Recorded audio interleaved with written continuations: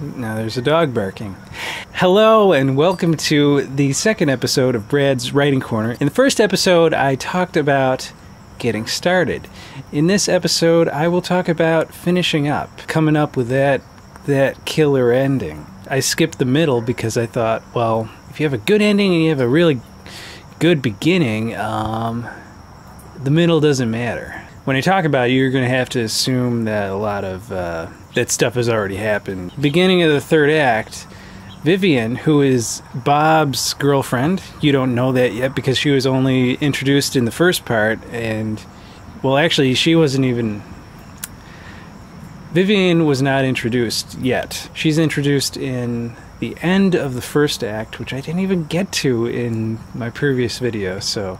Vivian goes to the doctor because she's been throwing up blood. She's having a real bad time. We've seen the doctor before too, and he's kind of one of those funny doctors, always cracking jokes. He gave Bob a butt exam earlier, so you can assume there were a lot of jokes during that scene. So the funny doctor determines that Vivian has mercury poisoning, which kind of, it explains why she's been seeing those ghosts. The ghosts that Vivian's been seeing throughout the whole movie, they're not real ghosts, she's just hallucinating, which is different from the ghosts that Bob's been seeing. Bob's been seeing ghosts too, but those ghosts are real. I differentiate between the two ghosts by making each a different color.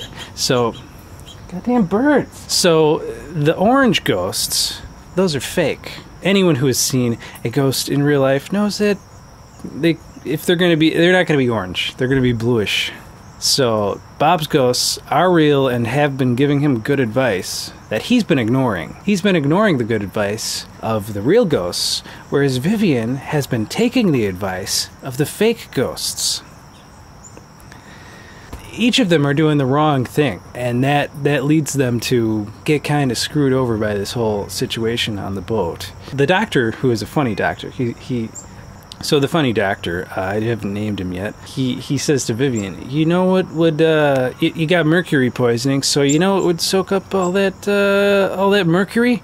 And she's like, no, I don't, I'm not a doctor. And he says, well, I am a doctor, and what would soak up all that mercury is if you ate a live octopus. So he makes her eat a live octopus. Well, it makes her swallow it because you couldn't chew it or else it wouldn't work. So he tells her to eat a live octopus, and she's just like, wait.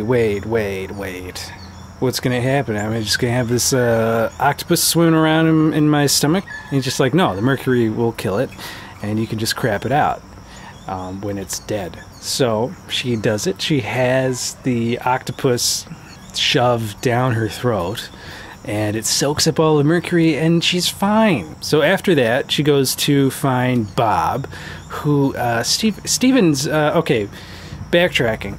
Steven's jokes have kind of gone sort of murderous type of, it's a murder thing. He wants to murder people. He's not just joking around now. That was also part of the whole mercury thing, that he poisoned Vivian with mercury. That was one of his little jokes. Vivian goes to save Bob, who right now he's with Steven, the prankster, and Steven has trapped a giant octopus in a tank, and he's gonna lower Bob into that tank so that the octopus can eat him. So you kind of see the parallel. Vivian eats an octopus, and with Bob, an octopus is going to eat him. People might not notice it right away, but if they watch it a second time, they'll be like, wow, that was some really good writing to have that parallel there. Vivian gets there, and Bob has not been eaten by the octopus. He's been sort of poisoned, not by mercury, by ink, because the octopus squirted ink in his face. So he's suffocated. She finds him. He's already basically dead. I mean, she's somehow she's like knocked out. Steven. She's knocked him out, and Steven's no longer a problem, and so she goes to Bob, and yeah, he looks like he's about to die, and he does die. So now she's like, oh no. She's well, she's not like, oh no. She's like, geez, Bob's dead.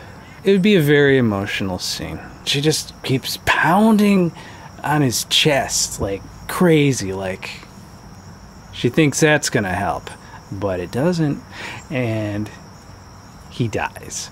And at that point, the doctor walks in. This funny doctor, like, it's not relevant. It doesn't really matter that he's funny now, but he walks in and he's like, "We can still save him," and that is the end of the movie. You're leaving it open for a sequel, basically, where they go and they figure out how to save Bob. That's another thing. I always leave it open to a sequel, because people, if the first one's good, if people like the first one, they'll want to see a second one of that same movie. That's my advice for finishing. So hope you enjoyed it. If you like it, go ahead and subscribe, and watch the first writing corner with me. I'll put a link to it somewhere. I'll see you later.